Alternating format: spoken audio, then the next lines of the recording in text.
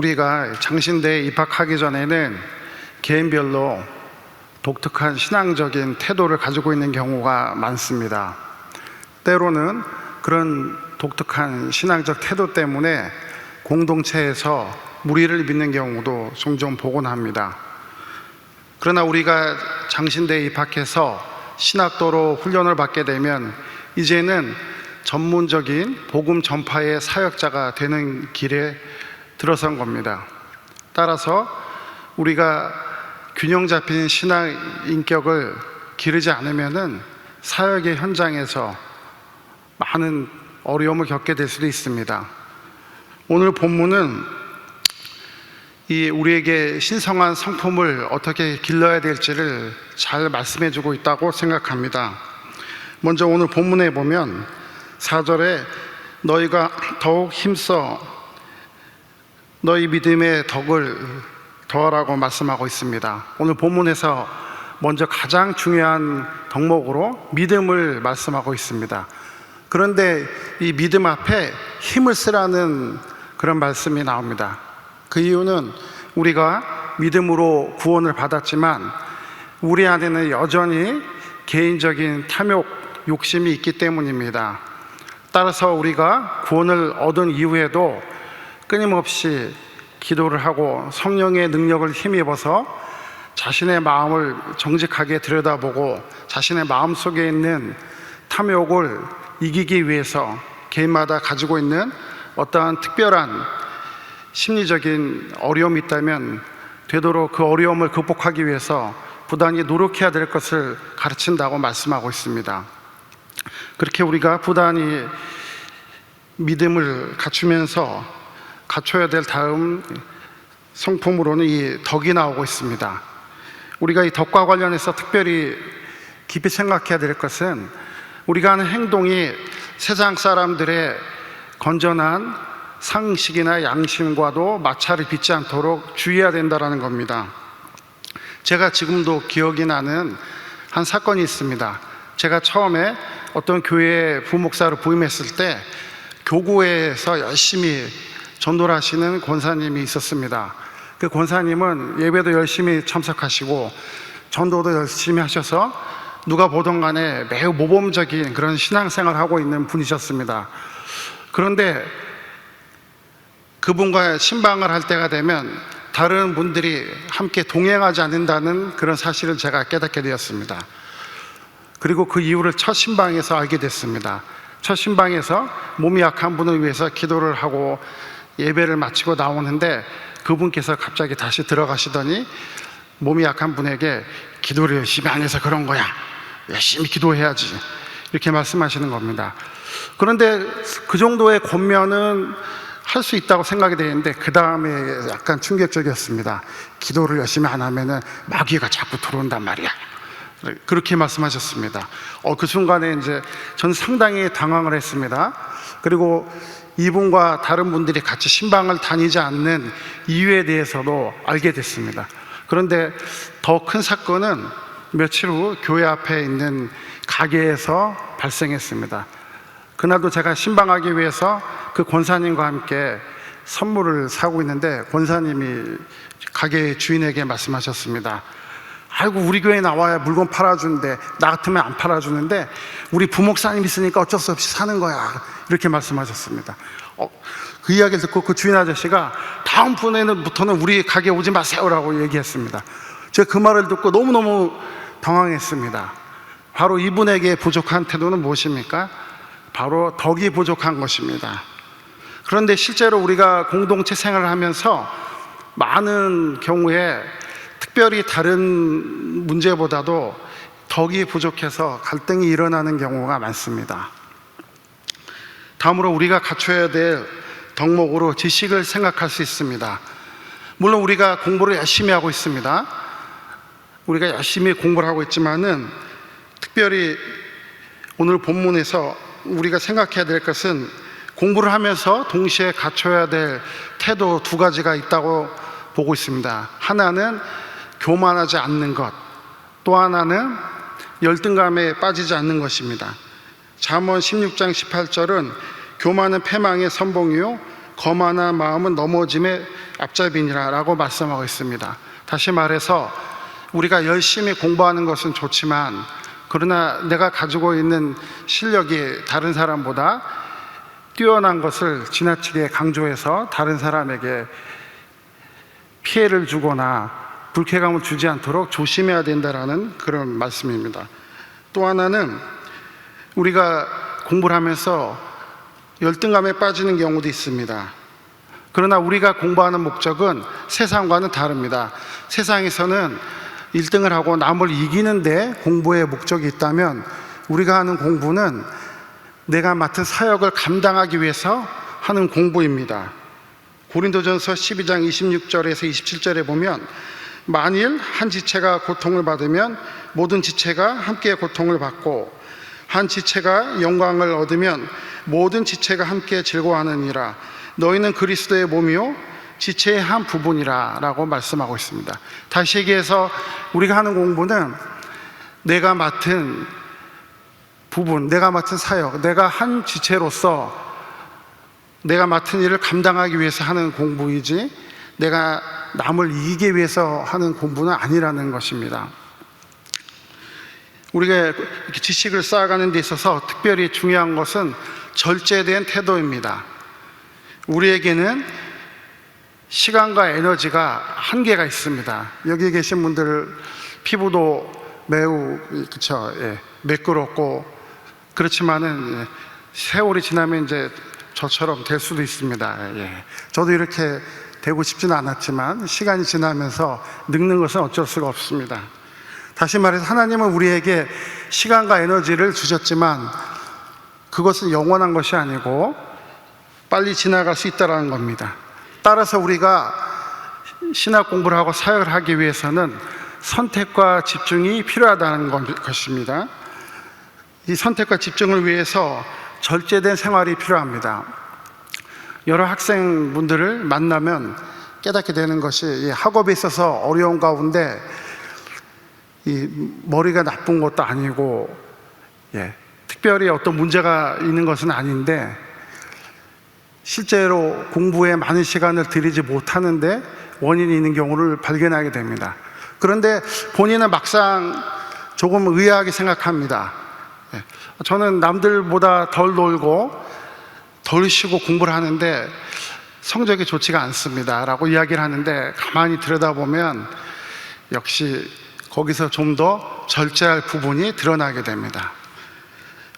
갈라디아서 6장에서 7절 말씀을 보면, 스스로 속이지 말라. 하나님은 마흔 홀이 여김을 받지 아니하시나니 사람이 무엇으로 심든지 그대로 거두리라. 자기 육체를 위하여 심는 자는 육체로부터 썩어질 것을 거두고, 성령을 위하여 심는 자는 성령으로부터 영생을 거두리라. 이렇게 말씀하고 있습니다. 따라서 우리가 현재 어떤 일에 만족하지 못하고 좋지 않은 결과를 맞고 있다면, 우리는 과거에 내가 절제하지 못하고 노력하지 못했던 점을 겸허히 받아들여야 할 것입니다. 그러나 동시에 우리는 낙심하지 아니하고 오늘의 내가 이 뿌리는 이 시간과 정성이 내일의 좋은 결실로 나타날 것을 믿으면서 부단히 노력을 해야 될 것입니다. 우리가 이렇게 절제된 생활을 하는데 필요한 것은 인내의 태도입니다. 인내의 태도는 우리로 하여금 하나님이 주신 결과가 얼마나 값진 것인지 깨닫게 합니다. 하나님은 우리에게 자연의 법칙을 통하여서 인내의 놀라운 비밀을 가르치고 있습니다. 바로 농부가 봄에 씨를 뿌리고 여름의 더위와 폭우 속에서 농사를 지은 후에 찬란한 가을의 결실을 맞이하게 되는 놀라운 법칙을 가르치고 있습니다.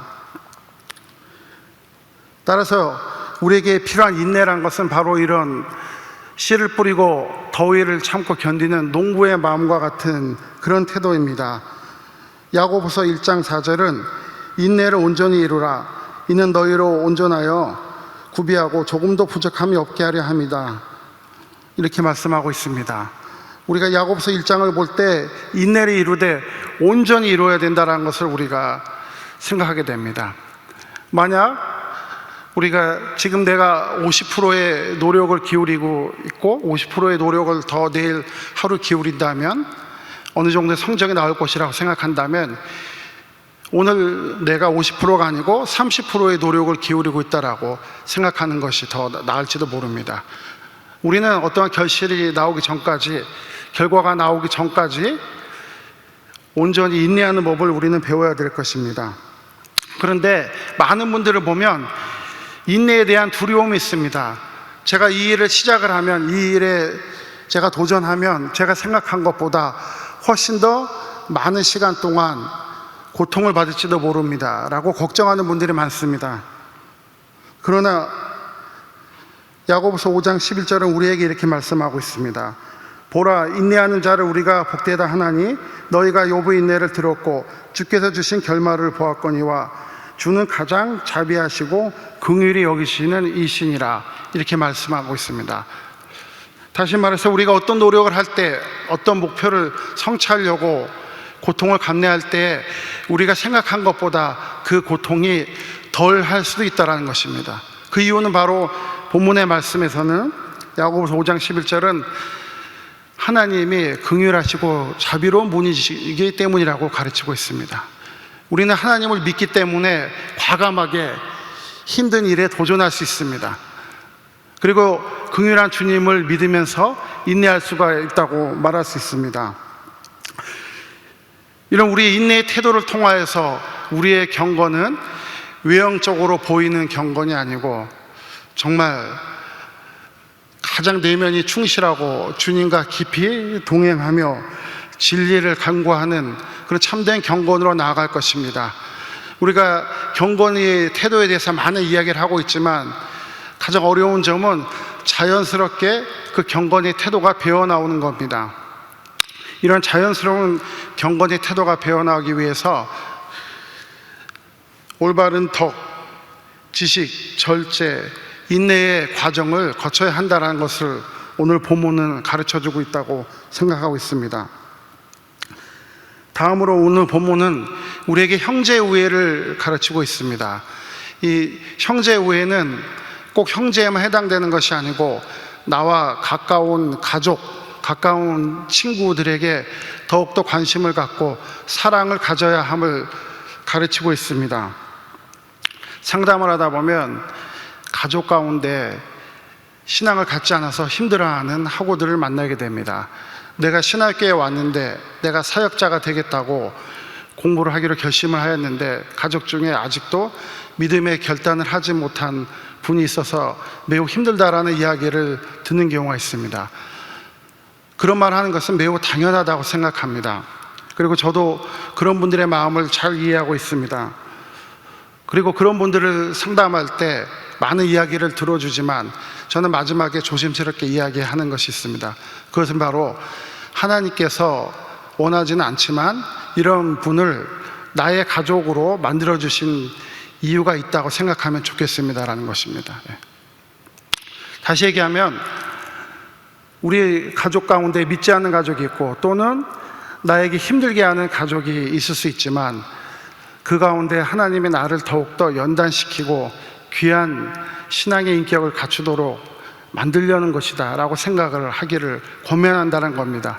물론 이런 권면은 매우 조심스럽습니다. 아직 받아들이기 힘든 분이 있다면 이런 권면은 또 다른 힘든 그런 말이 될 수도 있을 것입니다. 그러나 하나님은 분명히 가까운 사람 가운데 가까운 사람이 힘들게 해서 그거를 참고 인내하고 주님이 주시는 사랑으로 성령이 주시는 인내의 힘으로 견디려는 분에게 반드시 정금과 같이 빛나는 신앙인격을 주실 겁니다.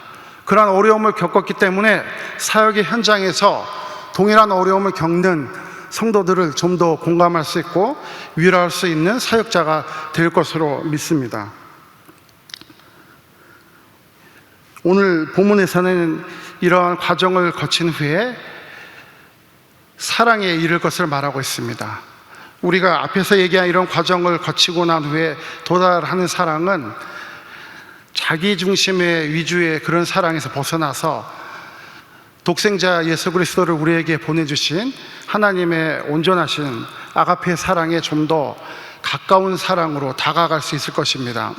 예전에는 내가 손해보는 것에 민감하고, 예전에는 내가 원하는 대로 일이 풀리지 않으면 분노를 하고 낙심을 하는 그런 태도였다면, 이러한 우리가 덕을 실천함으로써 지향하게 되는 사랑, 좀 더 도달하게 되는 사랑은 내가 좀 더 손해를 보게 되고 내가 드러나지 않아도 기꺼이 수용할 수 있는 그러한 겸허의 사랑일 것입니다. 조금 아까 읽어드린 야고보서 1장 4절을 다시 한번 읽겠습니다. 인내를 온전히 이루라. 이는 너희로 온전하고 구비하여 조금도 부족함이 없게 하려 함이라 라고 야고보서 1장 4절을 말씀하고 있습니다.